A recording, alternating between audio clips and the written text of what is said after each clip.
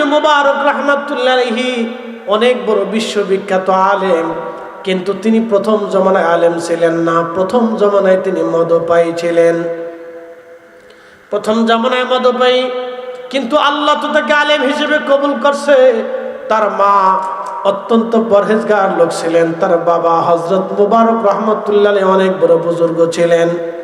মা বাবা রাতের আধারে দোয়া করে, আল্লাহ আমার একটা মাত্র সন্তান আব্দুল্লাহ, আল্লাহ তার এই দুনিয়ার সবচেয়ে বড় আলেম বানায় দাও। আমার শফিক ভাই যেমন ছেলেকে আলেম বানানোর জন্য উদগ্রীব, আমার মা আমাকে আলেম বানানোর জন্য উদগ্রীব ছিলেন, পাগল পারা ছিলেন। আব্বা ছোটকালে মারা যাওয়ার পরে ওসিয়ত করছিলেন, আমার এই ছোট্ট ছেলেটাকে তুমি আলেম বানাবা, যে কোনো মূল্যে আমার পীরের বাড়ির মাদ্রাসায় তাকে দিবা এবং সেখান থেকে তারা আলেম বানাবা। আমার বাবার ওসিয়ত ভিত্তিক অনুযায়ী আমার মা আমাকে আমাদের দরবারের মাদ্রাসায় ভর্তি করিয়েছিলেন। সেখান থেকে আমার মায়ের ইচ্ছা ছিল আমাকে আলেম বানানো। মা বারে বারে দোয়া করতেন। আমার সেনাবাহিনীর অফিসার পদে চাকরি, চিঠি আসলো, মা বলল না, তোমার বাবার ওসিয়ত ছিল তুমি মাদ্রাসায় পড়বা, আলেম হবা। আমার জীবনের স্বপ্ন তুমি আলেম হবা। আমি ক্যাডেট করার পরে আমাকে চিঠি পাঠাইল সেনাবাহিনী থেকে, তোমায় অফিসার পদে চাকরি হয়ে যাবে, চলে আসো। পরে আমি রেডি, কমপ্লিট। পরে শেষে মা বললো না, তা হবে না, তোমার বাবার ওসিয়ত তোমাকে আলেম হইতে হবে। তাহলে এখন যদি মা পাঠাই দিতেন, তাহলে আমি এখন থেকে মিনিমাম না হলে মেজর থাকতাম, একবারে সর্বনিম্ন হলেও মেজর থাকতাম, বিরাট পাওয়ার থাকতো আমার। খুব মনোযোগ দিবেন হাজিরিন। মা আমাকে মাদ্রাসায় পাঠিয়ে দিলেন, আলেম হলাম। আল্লাহ আলেম বানায়া এই পর্যন্ত আপনাদের সামনে দাঁড়া করাই দিলে, এটাও মায়ের দোয়া। বাবার নেক নিয়ত ছিল, ইচ্ছা ছিল আমার এই ছেলেটাকে আলেম বানানো হবে। আলেম হয়ে গেলাম। হযরত আব্দুল্লাহ ইবনে মুবারকের আব্বা আম্মা সবসময় দোয়া করে, আল্লাহ আমার তো সম্পদের কোনো অভাব নাই, এই তুরস্কের জমিনে আমি একজন জমিদার, আল্লাহ আমার সন্তানটাকে তুমি আলেম বানাও। ছেলেটা প্রথম পর্যায়ে মদপায়ী হয়ে গেল। সে সারিন্দা বাজায়া বাজায়া গান গাইতো, আমাদের দেশের যুবকদের মতো হয়ে গেল। কিছু যুবক দেখবেন পয়সা করে হইলে হাফ প্যান্ট পরে রাস্তা দিয়ে আড়ে, হাফ প্যান্ট পরে রাস্তা দিয়ে বামাতে সিগারেট দেও, ভাবতেছে আমার বিরাট বড় মানুষ সেলুট দিতেছে, আমি নেতাজি খেতা বসু। এই শুনে যান, আব্দুল্লাহ ইবনে মুবারক তুরস্কের ওই জমিনের জমিদার সন্তান ছিলেন। বর্তমান বাংলাদেশেও এত সম্পদের অধিকারী কোনো বেটা নাই। হাজার হাজার বিলিয়ন ট্রিলিয়ন কোটি টাকার সম্পদ ছিল তাদের। একদিন সারিন্দা বাজাচ্ছেন, মার দোয়া কবুল হয়ে গেল। সারিন্দা বাজানোর সময় সারিন্দার ভিতর থেকে আওয়াজ আসলো, আব্দুল্লাহ তোমাকে এই জন্য সৃষ্টি করা হয় নাই। একসাথে বলবেন আল্লাহু আকবার। সারিন্দা ছেড়ে দিয়ে বললেন, আশ্চর্য। হুশ ফিরে আসলো, সব ছেড়ে দিলেন, মাছ ছাড়লেন, নেশা ছাড়লেন, সারিন্দা ছাড়লেন, দুনিয়ার শ্রেষ্ঠ আলেমের দরজায় গিয়া এত বড় আলেম হলেন। আব্দুল্লাহ ইবনে মুবারক পৃথিবীর এমন কোন ফিকহের কিতাব নাই যে কিতাবে ওনার নাম লেখানো আছে। একসাথে বলবেন আল্লাহু আকবার। কি শাফি, কি মালিকি, কি হাম্বলি, কি হানাফি, চার মাযহাবের ফিকহের কিতাবে আব্দুল্লাহ ইবনে মুবারক রাহিমাহুল্লাহর নাম সন্নাক করে লেখা। এই জন্য দোয়া লাগে, কপালও লাগে, দোয়া লাগে, কপাল লাগে। ভালো করে শুনে যাবেন, আব্দুল্লাহ ইবনে মুবারক রাহিমাহুল্লাহ প্রত্যেক বছর তুরস্ক থেকে হজের উদ্দেশ্যে আসতেন। তুরস্কে বাড়ি ছিল, সিরিয়া হয়ে মদিনাতে আসবেন, মক্কায় আসবেন হজ করার জন্য রওনা হলেন তিনি।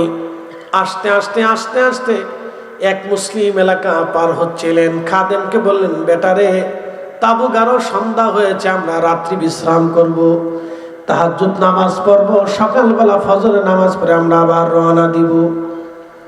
হযরত আব্দুল্লাহ ইবনে মুবারক হজে আসার সময়, প্রত্যেক বছরে হজে আসার সময় তিনি অনেক সোনা দানা টাকা পয়সা নিয়ে আসতেন। স্বর্ণের দিরহাম দেনারগুলি তিনি নিয়ে আসতেন, কারণ ওনার আদত ছিল, অভ্যাস ছিল হজে আসার পরে ওই জামানা তো রাস্তাঘাটে হাজিদের টাকা পয়সা চুরি করে নিয়ে যাইতো, ডাকাতি করে নিয়ে যাইতো। ওই জামানা তো মক্কাতে চোর ছিল, হাজিদের মাল সামানা চোরেরা চুরি করে নিয়ে যাইতো।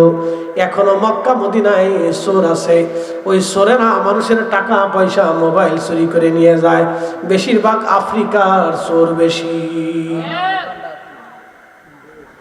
এই মক্কায় যারা থাকে, আমি মিছে কথা বলে কবেন যে হুজুর মিছে কথা কইছে, ঠিক আছে না ভাই? আফ্রিকার চোর বেশি, নাম দিছে বাঙালিরা চুরি করে, মিছে কথা, আমরা চুরি করি না। একসাথে করেন আল্লাহু আকবার, জোরে কর না, না আরো জোরে বলেন। বাঙালিরা বিদেশে যে চুরি করে না, বাঙালিরা দেশে চুরি করে। সরকারি টাকা বেশি চুরি করে, রাস্তার ইট বালি চুরি করে, মসজিদের টাকাও চুরি করে। এই আসতে কোনকে জোরে বলেন। বিদেশে চুরি করে না, যারা বিদেশ যায় ওরা খাইতে খুঁটে বহু কষ্ট করে দেশে টাকা পাঠায়। ওরা দেশে গেলে দেশের আইন মানে। বাঙালিরা বিদেশে চুরি ডাকাতি করে না, আমরা বালা। মক্কাতে আফ্রিকানরা এসে টাকা চুরি করে হাজিদের, কি মারাত্মক চুরের চোর চিন্তা করেন। আল্লাহর ভয় একটু নাই, হারামে এসে চুরি করে, এত বড় চোর ওরা। এই শুনে যাবেন, আগে ওরকম চুরি করত। আব্দুল্লাহ ইবনে মুবারক রাহিমাহুল্লাহর আদত ছিল, তিনি ওই সমস্ত হাজিদেরকে তিনি টাকা পয়সা দিয়ে সাহায্য করতেন। অনেক সোনা দানা নিয়ে তিনি রওনা করলেন সুদূর পথ। রাত্রিবেলা একটু বিশ্রাম করলেন, তাহাজ্জুদ পড়লেন। তাহাজ্জুদ ওই জামানার বুজুর্গরা তাহাজ্জুদ ছাড়তো না, আর আমরা বর্তমানে তাহাজ্জুদ নামাজ আমরা পড়ি না। তাহাজ্জুদ ফজরই পড়ি না, আসর মাগরিব পড়ে না, এশা জোহর পড়ে না। আব্দুল্লাহ ইবনে মুবারক রাহমাতুল্লাহ আলাইহি রওনা করলেন, তাবুক আনলেন, তাহাজ্জুদ পড়লেন, ফজর পড়লেন। তাহাজ্জুদ এবং ফজর পড়ার পরে তিনি তাসবিহ তাহলিল করতেছিলেন। এমন সময় দেখলেন একটা মেয়ে মরা একটা মুরগি নিয়ে রাস্তা দিয়ে হেঁটে হেঁটে যাচ্ছে। মেয়েটার শরীর শুকনো, গোশত চামড়াগুলি শুকায় গেছে, তার সুন্দর মুখ চেহারা ভেঙ্গে একেবারে চোয়ালের সাথে মিশে গেছে। ওই যে আপনারা দেখেন ফিলিস্তিনে কিছু কিছু ক্ষুধার্ত মানুষের চেহারা দেখবেন তার একেবারে কঙ্কাল হয়ে গেছে। আহা ভাইজান, খুব মনোযোগ দিবেন। ওই মেয়েটার চেহারা এমন ভাবে হয়ে গেল, তার হাড়ের সাথে চেহারা মিশে গেছে, কঙ্কালের মতো দেখা যায়। একটা মরা মুরগি নিয়ে হেঁটে হেঁটে যাচ্ছে। আব্দুল্লাহ ইবনে মুবারক রাহিমাহুল্লাহ খাদেমকে বললেন, খাদেম রে, ওই মেয়েটাকে ডাকো তো, কি ব্যাপার জিজ্ঞাসা করি, মরা মুরগি নিয়ে সে কোথায় যায়। মেয়েটাকে ডাক দেওয়া হলো, মেয়ে তুমি এদিকে আসো। আব্দুল্লাহ ইবনে মুবারক রাহমাতুল্লাহ আলাইহি তোমাকে ডাকতেছেন, দুনিয়ার সবচেয়ে বড় ফকিহ, দুনিয়ার সবচেয়ে বড় মুফতি তোমাকে ডাকেন। মেয়েটা কাছে আসলো, সালাম দিল। আব্দুল্লাহ ইবনে মুবারক ডাক দিলেন, মা রে তুমি কি মুসলমান? বলে হ্যাঁ হুজুর আমি মুসলমান। তো মুসলমান মা, মরা মুরগি দিয়ে তুমি কি করবা? বলে হুজুর এই মরা মুরগি আমরা রান্না করে তারপরে খাবো। আব্দুল্লাহ ইবনে মুবারক বললেন, মা রে তুমি কি মাসালা জানো না, মরা মুরগি হারাম আমাদের জন্য? মেয়েটা চোখের পানি ছেড়ে দিয়ে বলল, হুজুর আমি জানি হারাম, কিন্তু এই এলাকা চারিপাশে খ্রিস্টানরা বসবাস করে, বিধর্মীরা বসবাস করে, আমরা এই অঞ্চলে বসবাস করি, তারা আমাদের অঞ্চলটাকে বন্ধ দিয়ে দিছে, আমাদের সাথে ব্যবসা বাণিজ্য উঠা বসা লেনদেন তারা বন্ধ করে দিয়েছে। বাহির থেকে পণ্য সামগ্রী আমাদের দেশে আসে না, আমাদের অঞ্চল থেকে বাহিরেও পণ্য সামগ্রী যাইতে দেয় না। আমরা ক্ষুধার কারণে, অভাবের কারণে দুর্বল হয়ে গেছি। হুজুর আমাদের পুরো অঞ্চলে, আমাদের কারিয়ার ভিতরে, গ্রামের ভিতরে কোনো মুসলমানের ঘরে খাবার নাই। হুজুর আজকে 7 দিন পর্যন্ত কোনো দানা পানি আমার ঘরের মধ্যে যায় নাই। আমার বৃদ্ধ মা এবং বাবা আছে, ছোট একটা ভাই আছে, ভাইটা আজকে বিছানা থেকে উঠতে পারে নাই, আব্বা আম্মা বিছানায় পড়ে গেছে, ক্ষুধার অভাবের কারণে তাদের শরীরে শক্তি নাই, ক্ষুধা সহ্য করতে না পারে। হুজুর আমি সকালবেলা ফজরের নামাজের পরে বের হলাম, দেখি কিছু পাই কিনা। এসে দেখলাম এই মুরগিটা রাস্তার পাশে মরে পড়ে আছে। হুজুর, আমি চিন্তা করলাম বেঁচে থাকার জন্য অন্তত এই মুরগিটাকে আমি রান্না করে বাবা মার মুখের মধ্যে দিলেও কোন রকম শক্তি আসবে। আল্লাহর ওলি বুজুর্গ, আমি মরা মুরগি নিয়ে যাচ্ছি জীবন বাঁচানোর জন্য। আমি জানি মরা খাওয়া হারাম, কিন্তু জীবন বাঁচানোর জন্য আমি মরা মুরগি বাবা মার জন্য নিয়ে যাচ্ছি। ঠিক তখন আব্দুল্লাহ ইবনে মুবারক চোখের পানি ছেড়ে দিয়ে কেঁদে ফেললেন। ডাক দিয়ে বললেন, খাদেম, জিজ্ঞাসা করো এই অঞ্চলে কত মানুষ আছে, সব মানুষদেরকে দাওয়াত দাও, ডাক দাও। আমার কাছে যত পরিমাণে স্বর্ণের মুদ্রা আছে, স্বর্ণ গহনা, টাকা পয়সা আছে, আমি আর হজে যাব না, এই বছর আর হজে যাব না।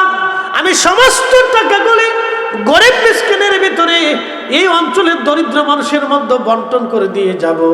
আব্দুল্লাহ ইবনে মুবারকের হজ মক্কায় গেলে আজ হবে না, এখানেই আমি হজ আদায় করে দিয়ে যাব। কারণ আমার মুসলমানরা ক্ষুধার্ত থাকবে, আর আব্দুল্লাহ ইবনে মুবারক কাবায় যায় আল্লাহর ঘর ধরে তাওয়াফ করবে, দোয়া করবে, তা হবে না। আগে আমার মুসলমানের ঘরে খাবার পৌঁছাইতে হবে। একবার আওয়াজ তুলে জোরে বলা যাবে কি মারহাবা। মূল আলোচনায় চলে যায়। আব্দুল্লাহ ইবনে মুবারক বিশ্ববিখ্যাত এই ফকিহ, তিনি খাদেমকে বলেন, বেটারে গ্রামের সব মানুষদেরকে ডাকো, সবাইকে আমি সমানভাবে সম্পদ বন্টন করব, আর বাড়ি পর্যন্ত যেই পরিমাণে টাকা লাগবে সেই পরিমাণ অর্থ আমাদের জন্য রেখে দাও। বাড়ি ফিরে যেতে যেই পরিমাণ অর্থ লাগবে ওই পরিমাণ অর্থ রেখে দিয়ে বাকি সব তুমি দান করে দাও। হজে যাওয়া লাগবে না, আমার মুসলমানরা না খেয়ে থাকবে, আল্লাহর বান্দারা ক্ষুধার্ত থাকবে, আর আমি কাবা ঘরে যেয়ে দোয়া করবো, তা হবে না। আজকে হজ আমি এই গ্রামের ভিতরে আদায় করে চলে যাব। একবার জোরে বলা যাবে কি মারহাবা।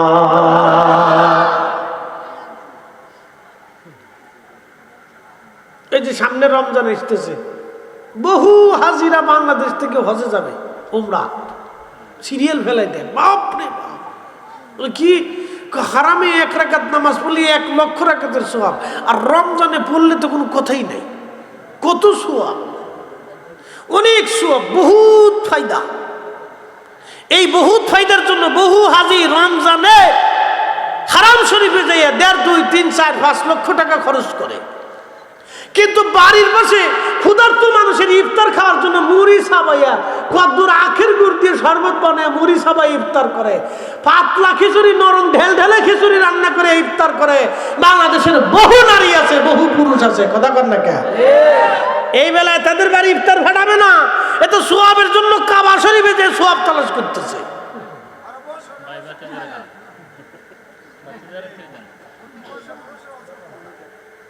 চিন্তা করেন না, বহুত নেকি।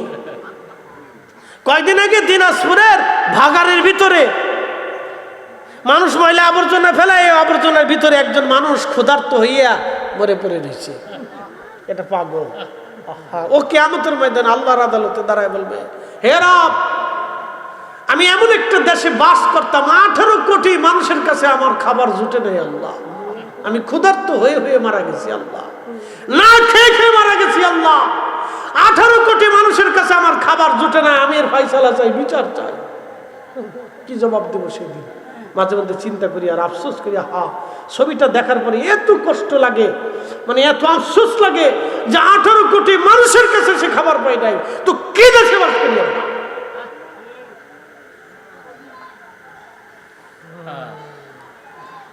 কঠিন হাসরের ময়দানে আল্লাহ বলবে, বান্দা আমি ক্ষুধার্ত ছিলাম, তুমি আমারে খাবার দাও নাই।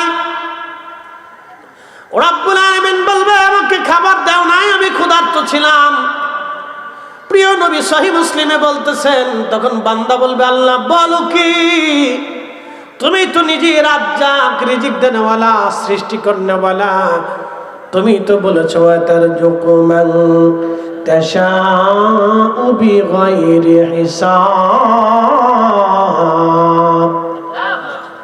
তুমি অগণিত অসংখ্য রিজিক তুমি মানুষকে বন্টন করেছো, তুমি আবার কখন ক্ষুধার্ত হলে? রব্বুল আলামিন বলবে, বান্দা তোমার প্রতিবেশী, তোমার আত্মীয়, তোমার দেশবাসী না খেয়েছিল, তুমি তারে খাবার দেও নাই। তুমি যদি সেই দিন তারে খাবার দিতা, আমি রব্বের খাবার খাওয়া হয়ে যাইতো। আহা, আল্লাহ বলবে বান্দা আমি অসুস্থ ছিলাম, তুমি আমার সেবা করো নাই। বান্দা বলবে রব্বি বলো কি, তুমি তো নিজেই শাফি, সেবা করলে বলা, তুমি আবার কখন অসুস্থ হলা? আল্লাহ বলবে বান্দা তোমার প্রতিবেশীরা, তোমার আত্মীয় স্বজনরা, তোমার এলাকাবাসী, তোমার দেশবাসী টাকার অভাবে চিকিৎসা হতে পারে নাই, ওষুধ খেতে পারে নাই। সেই দিন যদি তুমি তার চিকিৎসা করাইতা, আমি রব্বুল আলামিনের সেবা করা হয়ে যাইতো, চিকিৎসা করা হয়ে যাইতো। বাংলাদেশের সদর হসপিটালে যাবেন, প্রত্যেক জেলা সদর হসপিটালে যা দেখবেন শুধু নোংরা। এই আসতে কন কেন, ডরায় কন, গন্ধ আসে, গন্ধ আসে, কি আসে? গন্ধ আসে। এখানে সেখানে সব রুগী বসে রয়েছে, পড়ে রয়েছে, পরিষ্কার পরিচ্ছন্ন না। তো পরিষ্কার পরিচ্ছন্নতার জন্য কি সরকার টাকা দেয় না? তো যারা পরিষ্কার পরিচ্ছন্নতা কর্মী আছে ওরা কি করে আঙ্গুল চুষে? ওরা কিছু দেন, বকশিস দেন, খালি বকশিসের দাম দা। বাংলাদেশে শত শত যতগুলি সদর হসপিটাল আছে, জেলাবাড়ি, প্রত্যেকটা হসপিটালে যা দেখবেন অনেক রোগী টাকার অভাবে চিকিৎসা করতে পারে না, ওষুধ কিনতে পারে না। আমরা আমার দেশের লক্ষ লক্ষ মানুষেরা হজে যায়, উমরায় যায়, একবার হজ করার পরে আবার যায়, আবার যাওয়ার পরে আবার যায়, বারে বারে বারে বারে যায়, বারে বারে বারে বারে যায়। বলবেন হুজুর এই কথা বলার কারণ কি? এই জন্য বলতেছি, বাংলাদেশে বহু ধনী আছে, বিরাট বড় ধনী, অনেক টাকার মালিক, তারাও গরিব মানুষের জন্য বরাদ্দ করে না। তাও কি বরাদ্দ করে? রমজান আসার পরে একটা লুঙ্গি দেয়, 150 টাকার লুঙ্গি, মাসখানিক পরার পরে বেটা পেশাব করতে বসে নিস্তে চারাত করে ফেলে গেছে। এই পোলাপান ঘুমাই গেছুত নি? কথা কনা ঠিক নেবে ঠিক? তাহলে এটা কি যাকাত না ফাজলিমি?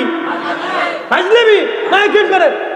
বিশিষ্ট দানবীর সমাজ সেবক অমুক ব্যক্তিত্ব জনাবে হাজী সাহেব সবাইকে দান করবে, সবাই নিতে গেছে 150 টাকার লুঙ্গি, মেডিকেলের কাপড় 200 টাকার কাপড়।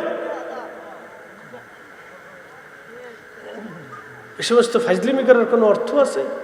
শয়তানের দূরে দূরে হাসে, দাঁড়ায় দাঁড়ায় হাসে, বাপ আমি এরকম সিটারি করিনি, আমি এরকম সিটারি করিনি, এরা যদ্দূর সিটারি করে। যাকাত দিলে দেওয়ার মতো দিতে হবে, কথা কন না ঠিক কিনা? আমি যেই লুঙ্গি পরি ঠিক ওই একই লুঙ্গি দিতে হবে, আমি যেই কাপড় গায়ে দিই সেই একই রকম কাপড় দিতে হবে, আমি যেই চালের ভাত খাই ওই চালই তোমাকে দিতে হবে। কি কথা কন না? যত নিম্নমানের চাল ভিতরে কেরা কেরা লেগে গেছে, ওই ভাত রান্নাগুলি তিতে তিতে লাগে, এই চাল বরাদ্দ করে যাকাতের জন্য। শতান কোথাকার, কষ্ট হইতেছে আপনাদের? ওয়াজ করলে কি লাভ, শুনলে কি লাভ? লাভ হবে তার আমলে, আমলেও লাভ হবে না নবী প্রেম না থাকলে দিলে, নবী প্রেম থাকলে দিলে লাভ হবে কম আমলে। সুপারিশ করবে নবী রোজ হাসরের ময়দানে, জ্ঞানী যারা বুঝে তারা শুধু ইশারায়, নাদানের বুঝাইতে পারে আছে কে কোথায়। জ্ঞানীর মতো জ্ঞানী হলে অল্প কথাই বুঝে, কচুর মতো কচু হলে অল্প জালে সিজে। লা ইলাহা ইল্লাল্লাহ, লা ইলাহা ইল্লাল্লাহ, লা ইলাহা হাসবি রব্বি জাল্লাল্লাহ, মা ফি কলবি গায়রুল্লাহ। আহা নূর মুহাম্মদ বলি, নূর মুহাম্মদ বলি, লা ইলাহা ইল্লাল্লাহ, লা ইলাহা ইল্লাল্লাহ, লা ইলাহা ইল্লাল্লাহ মুহাম্মাদুর রাসূলুল্লাহ সাল্লাল্লাহু আলাইহি ওয়াসাল্লাম। কিয়ামতের ময়দানে আল্লাহ, এই শুনে যান, কিয়ামতের ময়দানে মুসল্লি দুজকে চলে যাবে। আমার দিকে তাকান, কে দুজকে যাবে? মুসল্লি কিভাবে দোজখে যাবে? আল্লাহ ডাক দিবে, হে বান্দা আসো, নামাজ পড়ছো বলে আল্লাহ এক ওয়াক্ত কাজা করি নাই। আল্লাহ ডাক দিবে, বান্দা কেন তুমি নামাজ পড়ছো? আল্লাহ তোমাকে খুশি করার জন্য নামাজ পড়ছিলাম। আল্লাহ বলবে, না বান্দা, তুমি মিথ্যা কথা বলেছো, তুমি আমাকে খুশি করার জন্য নামাজ পড়ো নাই, তুমি মানুষকে খুশি করার জন্য নামাজ পড়েছো। তুমি ছিলা ফাওয়াইলুল লিল মুসাল্লিন আল্লাযীনা হুম আন সালাতিহিম সাহুন আল্লাযীনা হুম ইউরাউনা ওয়া ইয়ামনাউনাল মাউন।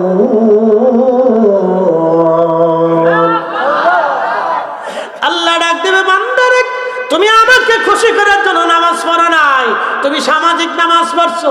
বলে, হুজুর সামাজিক নামাজ কি? সামাজিক নামাজ হলো বিচার সালিশে বসেছে, ওই সময় ইমাম সাহেব বললো আসেন, জোহরের আজান পড়ছে, নামাজটা আদায় করে নেই, তারপরে বিচারে বসবো। তখন এমন কিছু লোক আছে নামাজ পড়ে না, ওরা চিন্তা করলে এখন যদি নামাজ না পড়ি তো সমাজ কি মনে করবে। এটার নাম সামাজিক নামাজ। সে আল্লাহর ভয়ে নামাজে যায় নাই, সে সমাজের ভয়ে নামাজে গেছে। আর একটা নামাজ আছে বিয়াই নামাজ। বিয়াই বাড়ি নতুন আইছে, বিয়াই ডাক দেখে বিয়াই আসো, আজান দিছে, নামাজ পড়ে আসি। চিন্তা করলো নামাজও যদি না যায় তো বিয়াই কি মনে করবে। সে বিয়ার ডরে নামাজে গেছে, আল্লাহর ডরে যায় নাই। কথা কন্যাকে ঠিক কিনা? আবার কিছু নামাজ আছে রাজনৈতিক নামাজ। সামনে ভোটাভুটি আসতেছে, অপেক্ষা করেন, দেখবেন যে বেটা পেশাব করে পানি নালে এর মাথায় টুপি আছে।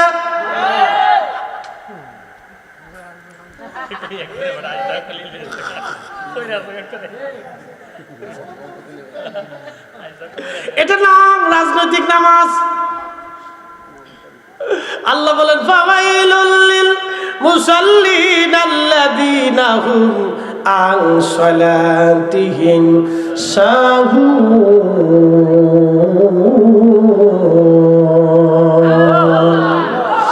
কপাল পরা সে নামাজি, যে নামাজি মানুষ দেখানোর জন্য নামাজ পড়ে, এই নামাজের নাম হলো রাজনৈতিক নামাজ। আর একটা নামাজ আছে বতরিয়া নামাজ। এখানে অনেক বতরিয়া নামাজি আছে। বলে বতরিয়া নামাজি কি? খালি জুমার নামাজ পড়ে আর সপ্তাহে আর এক তো নামাজ নাই। ধরা পড়ে গেছে। এখানে বহু বতরিয়া নামাজি আছে, ধরা পড়ে গেছে। কথা কথা খালি জুমার নামাজ পড়ে, এরপরে আর নামাজ নাই। আজানটা দিলে এ মসজিদ সে আল্লাহু আকবার, আল্লাহু আকবার, হাইয়া আলাস সালাহ, হাইয়া আলাল ফালাহ।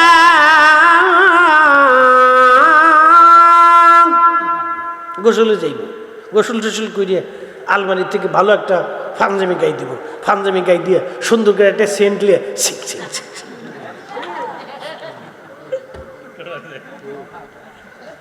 এরপরে সুন্দর একটা টুপি আপনার মাথায় দিয়ে ভাবুক দিয়া,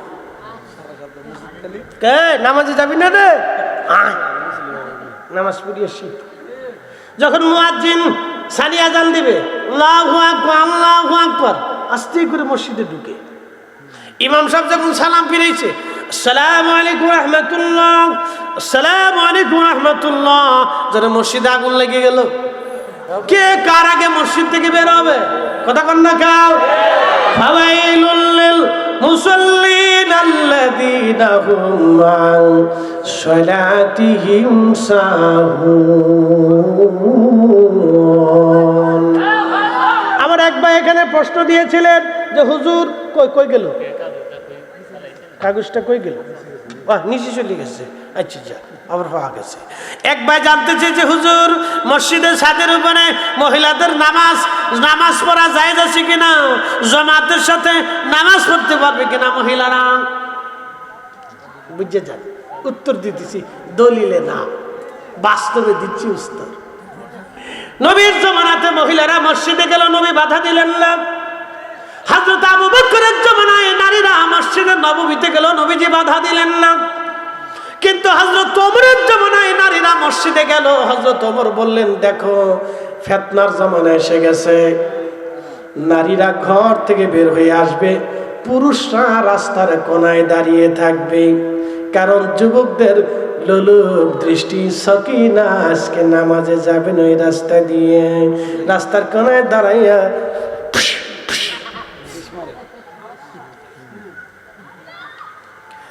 শুনে যাবেন। বাংলাদেশের নারীরা যদি 5 ওয়াক্ত নামাজে মসজিদে জামাতে যায়, তাহলে আমাদের যুবক ছেলেরা চিন্তা করবে সুযোগ পাওয়া গেছে, ও তো ঘর থেকে বের হয় না, নামাজ পড়ার জন্য তো আসবে না, আবার মেসেজ পাঠাবে না আমি কিন্তু নামাজে আসবেনি। ফুলাফানে এখন ঠিক কয় নাই, ওরা জানে আমাদের বিরুদ্ধে ওয়াজ চলে গেছে। এই জোরে কইতে হবে, ঠিক না বেঠে? ও মেসেজ পাঠাবে না, আরে জরি না আমি কিন্তু জোহরের নামাজে আসবানি, তুই আসিস। এই জন্য হযরত ওমর বললেন, আমার নবীর উম্মতেরা, আজকে থেকে আমি আমার একেবারে সিল মেরে দিলাম, সাবধান, আর কোনদিন নবীর মসজিদে তোমরা নামাজ আসতে পারবে না। মহিলারা তোমাদের ঘরের ভিতরে নামাজ উত্তম। আল্লাহর নবী বলেছিলেন মহিলারা মসজিদ থেকে ঘরের ভিতরে নামাজ পড়ে উত্তম। অতএব মসজিদে না এসে নারী সমাজ যদি মসজিদে নামাজ ঘরে নামাজ পড়ে, তাহলে আল্লাহ তাদের জামাতের নেকি লিখে দেবে। একসাথে বলবেন আল্লাহু আকবার।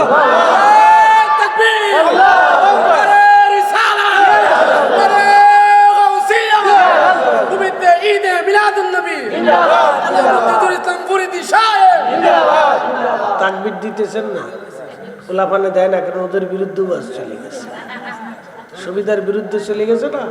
আমরা যদি ডিক্লেয়ার দিয়ে দিই তোমরা মসজিদে নামাজে আসো, তো ফুলাফান চিন্তা করবে সুযোগ আছে, এই জন্য আমরা দেব না। কথা বল না, ঠিক কিনা? হযরত ওমর দেয় নাই, খোলাফায়ে রাশিদ দেয় নাই, আমরা দেব না। জোরে বলো, খোলাফায়ে রাশিদ দেয় নাই, আমরা দেব না। এই জন্য ইমামুল আজম আবু হানিফা রাহিমাহুল্লাহের এই তরিকা, এই সিলসিলাতে, এই মাযহাবে হানাফিতে উনিও ডিক্লেয়ার দিয়ে দিলেন, খলিফায়ে রাশিদ যেখানে দেয় নাই সেখানে আমিও ইমাম আবু হানিফা দেওয়া সাহস করতে পারি না, কারণ ফিতনা আসবে, ফিতনায় জড়িয়ে যাবে, নারী পুরুষ ফিতনায় জড়িয়ে যাবে। এমনি ঘরের থেকে আমরা যত পারি চেষ্টা করি ঘরের ভিতরে থাকো, ঘরের বাইরে আসার পরে যে পরিমাণে ফিতনা সারা বাংলাদেশে আনকিছিবে মানকিছিবে এখানে সেখানে, তাই সরাইতে পারতেছি না। আর যদি 5 ওয়াক্ত অনুমতি দিয়ে দেই, তাহলে একবারে ইমাম সাহেব সহ বিপদে পড়ে যাবে।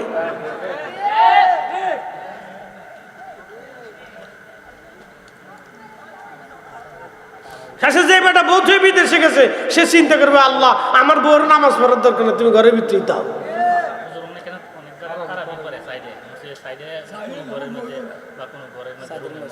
দরকারই নেই না, দরকারই নেই। যেমনি চোর দেশে হয়েছে, শেষ বেটিরা তারাবি পড়তে লিয়ে সোনা দানার চোরে লয়ে যাবো, এগুলো চালু করারই দরকার নেই, না প্রয়োজন নেই। শাফি মাযহাবে অনুমোদন আছে, কিন্তু হানাফিরা অনুমতি দেয় নেই, কারণ ফিতনা বাড়বে, ফিতনা বাড়বে। আমাদের দেশের যে আইন কানুন, এই আইন কানুনের দেশ চলে নাকি? আইন আছে কিন্তু প্রয়োগ নেই। আর প্রয়োগকারী যার সংস্থা আছে, কদিন আগে দেখলাম পুলিশের পিঠে হিরিঞ্চি ছুটাই লেগেছে লোকজন, বুঝতে পারছেন? হিরিঞ্চিরা পুলিশে মারতে যায় এখন, তো অবস্থা জটিল না? আর আপনি সৌদি আরবে জানতো, একজন পুলিশ 1000 লোকের বিরুদ্ধে দাঁড়িয়ে রয়েছে, সাহস করবে না, কোনো বেটা সামনে আগাবে না, যে পুলিশে ধরলে ওর 14 পুরুষে ছাড়াইতে পারবে না, প্রায় একবারে সৌদির বাদশাও ফোন দিলে ছাড়বে না। হ্যাঁ, ওদের দেশের পুলিশ এরকম। আর আমাদের দেশে কোনো লোকে পুলিশে ধরে নিয়ে গেলে পরে নেতা সাহেব ফোন দেবে, ছেড়ে দেন, এটা আমার না, ছেড়ে দেন, ছেড়ে দেন। আসতে কোন জোরে বলে, স্বাধীনতার পর তো এগুলি দেখে দেখে আসতেছি, এটা আমরা দেখতে দেখতে এখন বুড়ো হয়ে গেছি, বুড়ো হয়ে গেছি। কষ্ট হইতেছে আপনাদের? আর ওয়াজ বাড়াবো না, ওয়াজ আমার শেষ। যেগুলি করার কথা ছিল, বলার কথা ছিল, আমি বলে ফেলেছি। আল্লাহ আমাদেরকে আমল করার তৌফিক দান করুন, সকলে বলেন আমিন। কিয়ামতের ময়দানে আল্লাহ ডাক দেবে, মুসল্লি তুমি আমার জন্য নামাজ পড়ো নাই, তুমি লোক দেখানো নামাজ পড়ছিল, যাও আজকে কোনো বেনিফিট পাবা না। দুনিয়াতে মানুষ তোমার মুসল্লি বলছিল, যাও জাহান্নামে চলে যাও। আল্লাহর নবী বলতেছিলেন, আহা সেই দিন সেই মুসল্লি কাঁদতে থাকবে, তার হাতের মধ্যে শিকল পড়ে গিয়া, পায়ের মধ্যে শিকল পড়ে, আগুনের শিকল পড়ে গিয়া ফেরেশতারা তাকে টানতে টানতে টানতে টানতে হেসরাইয়া হেসরাইয়া জাহান্নামের ভিতরে নিক্ষেপ করবে। সেই দিন তার কতই না দুনিয়াতে নামাজ পড়ল, কিন্তু কোনো বেনিফিট পেল না। কারণ কি? নিয়তের কারণে। একসাথে বলেন, কিসের জন্য? আর এক শ্রেণীকে আল্লাহ ডাক দিবে, এ বান্দা যাকাত দিছিলা? বান্দারা বলে, হ্যাঁ আল্লাহ আমরা খুব যাকাত দিছি, অনেক টাকা যাকাত দিছি, এখানে সেখানে দান করছি আল্লাহ।